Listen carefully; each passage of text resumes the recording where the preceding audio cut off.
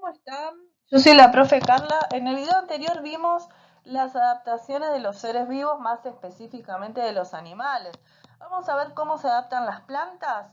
Continuamos en la unidad 7 del libro de Ciencias Naturales Convergente de Editorial Edelvives. Bueno, las plantas viven en casi todos los lugares de la Tierra. Donde caminemos hay una planta, pero para vivir en muchos hábitats diferentes que necesitan las plantas. Adaptarse. ¿Cómo se adaptan? Igual que los animales, tienen una serie de adaptaciones que le permitieron sobrevivir y reproducirse bajo una variedad de condiciones. ¿Qué condiciones? Sí, ambientes con mucha luz, con poca luz, muy secos, muy áridos, sobre el agua. Bueno, por eso desarrollaron adaptaciones. Acá tenemos algunos ejemplos, por ejemplo, los lirios de agua y las totoras, que se adaptaron a vivir en condiciones acuáticas. Después tenemos acá, vemos un cactus. Ven que tiene una estructura diferente, una morfología distinta. Bueno, su morfología y su estructura le permite a este cactus absorber mayor la humedad en condiciones donde hay escasez de lluvia, por ejemplo. Después tenemos, por ejemplo, esta planta que se desarrolla, que crece sobre otra planta. Este tipo de planta son las plantas epífitas, pero después la vamos a ver bien su definición, y así sucesivamente. Acá hay otra, por ejemplo, vean las modificaciones de la hoja de la planta que les mostré recién, ¿no? Tiene más espinas, bueno, todo eso cumple una funcionalidad y permite que la planta se adapte bajo algunas condiciones. Entonces, ¿cuáles son las adaptaciones que hacen las plantas? Adaptaciones morfológicas, adaptaciones fisiológicas y adaptaciones fitosociológicas. Vamos a ver qué significa cada una. Bueno, adaptaciones morfológicas de las plantas. ¿Te acordás en el video anterior lo que era morfología? ¿Te acordás que te dije que había que empezar a entender las palabras? Bueno, morfología venía de forma, ¿sí? Entonces las adaptaciones morfológicas tienen que ver con la estructura, con el cambio en la forma, la estructura que hacen las plantas para poder sobrevivir. ¿Eso qué va a hacer? Va a facilitar la obtención y almacenamiento de agua, ¿sí? Favorecer la captación de la luz, evitar los ataques de depredadores. ¿Estamos? Bueno, por ejemplo, primera imagen. ¿Qué ves de diferente ahí? ¿Qué le ves como característica? Bueno, son hojas muy grandes, ¿verdad? Hojas bastante grandes. Y te cuento que hay plantas que viven en zonas muy bajas de la selva y que suelen tener hojas grandes. ¿Por qué pensás que necesitan tener hojas grandes si viven en zonas muy bajas de la tierra, de la selva? Bueno, justamente porque la luz les llega poco y esa escasez de luz que llega no les permitiría, si tuvieran hojas chicas, obtener esa luz. Entonces necesitan tener hojas bien grandes para poder hacer la captación de la luz que llega. Después tenemos plantas, en la siguiente imagen, una planta epífita. Las plantas epífitas, como te nombré anteriormente, son plantas que crecen sobre otro individuo, pero que no les causan daño, no les causan ningún daño. Y tienen la característica, que es una adaptación que hicieron, de tener raíces que pueden absorber el agua presente en el aire. Sí, porque sus raíces no van al suelo directamente, porque viven sobre otro individuo. Entonces tienen raíces que pueden absorber el agua que está presente en el aire. Última imagen. ¿Ven acá los cactus? ¿Qué les ven de distinto? ¿Qué tiene de característica este cactus? Bueno, los cactus Bueno, los cactus viven en ambientes muy desérticos, ¿no? Eh, con muy poca humedad.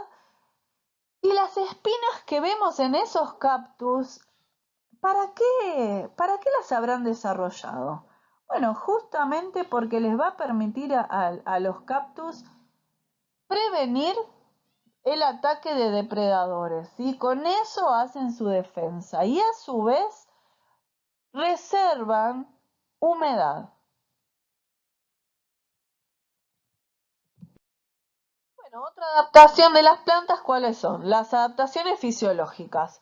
¿Te acordás que era la palabra de qué venía lo fisiológico? Lo fisiológico venía de lo interno, ¿no? De un cambio interno. Ya no tenía tanto que ver con la estructura, con la morfología, sino que es interno la adaptación. Pero a su vez esos cambios internos fisiológicos están generalmente acompañados, en este caso, por cambios morfológicos, los cambios que vimos antes. Bueno, los cambios a su vez están relacionados con la luz, con la temperatura, con la salinidad del suelo, o sea, con la cantidad de sal que pueda llegar a tener el suelo, y con los cambios en el ciclo de vida de las plantas, porque las plantas presentan múltiples diferencias en los ciclos de vida. ¿Te acordás qué era el ciclo de la vida? El ciclo de vida son las etapas que atraviesan los seres vivos desde que nacen hasta que mueren. Por ejemplo, algunas plantas pierden, como lo vemos acá, sus hojas. Algunas plantas pierden sus hojas, por ejemplo, una vez al año. ¿Por qué? Para evitar tener que mantenerlas durante todo el periodo, por ejemplo, de invierno, y así reducir un gasto de energía. Entonces, para reducir el gasto de energía, ¿qué hacen? Pierden sus plantas, así no las tienen, sus hojas, digo, así no las tienen que mantener y el gasto energético es menor, ¿sí? Bueno, eso es una adaptación fisiológica. A su vez, otras crecen en suelos con alto contenido de agua. ¿Te acordás que vimos algunas al principio del video? Que eran las totoras, por ejemplo. Y otras crecen en suelos muy salinos, con mucha sal. Bueno, para crecer sobre el agua o en suelos muy salinos con mucha sal, tienen que hacer adaptaciones internas, fisiológicas. A su vez van a ir acompañadas de cambios morfológicos, pero internamente tuvieron que adaptarse para vivir en condiciones con alto contenido de agua y con alto contenido de sal, por ejemplo.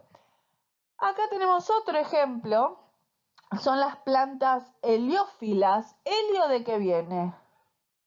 ¿Sí? De luz, ¿sí? Necesita gran cantidad de luz, lo contrario a las esciófilas que viven en penumbras. Bueno, hay plantas que pueden vivir en penumbras, o sea, con baja cantidad de luz, y hay otras que necesitan vivir con gran cantidad de luz, como las palmeras que vemos acá en esta imagen. ¿Sí? Bueno, unas son heliófilas, que necesitan gran cantidad de luz, y otras son esciófilas, que no necesitan, que pueden vivir en penumbras.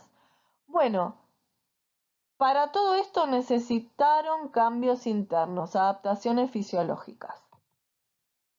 Bueno, entonces ya vimos adaptaciones morfológicas que tenían que ver con la estructura. Ya vimos adaptaciones fisiológicas que tenían que ver con el funcionamiento interno de las plantas. Y la tercera adaptación es la fitosociológica, que tiene que ver con la fitosociología. ¿Y qué es la fitosociología? Es una rama de la botánica que ¿qué estudia la fitosociología? Estudia cómo están distribuidas y cómo es la relación entre algunas especies vegetales, ¿verdad? Bueno, algunas adaptaciones fitosociológicas son, por ejemplo, la capacidad que tienen algunas especies de vegetales de producir sustancias naturales. ¿Pero qué tipo de sustancias naturales? Por ejemplo, muy beneficiosas, herbicidas naturales o insecticidas naturales. ¿Qué es un herbicida? Es una sustancia química que va a impedir el crecimiento de otras plantas. Y un insecticida es una sustancia química que elimina insectos. Por eso insecticida, que viene de insectos, y herbicida, que viene de plantas, ¿verdad? Con esto finalizamos con las 3 adaptaciones de las plantas. Si te gustó, suscríbete, dame un like, compartí el video con tus compañeros del cole. Si tenés alguna duda, ya sabés, podés escribirme, hacerme comentarios. Si tenés alguna sugerencia para hacerme, escribila también. Nos vemos en el próximo video.